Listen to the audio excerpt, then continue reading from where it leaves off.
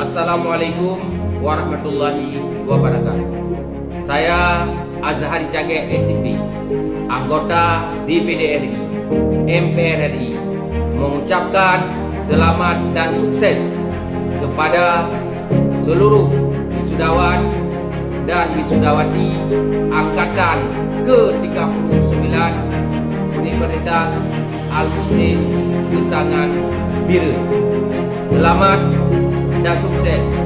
Semoga Allah Subhanahu wa taala meridai usaha kita semua. Selamat kepada Universitas Al-Muslim Bira. Semoga unggul, profesional, jaya dan Islami. Semoga usaha mencetak generasi bangsa, mencerdaskan anak-anak muda Aceh yang cerdas, berprestasi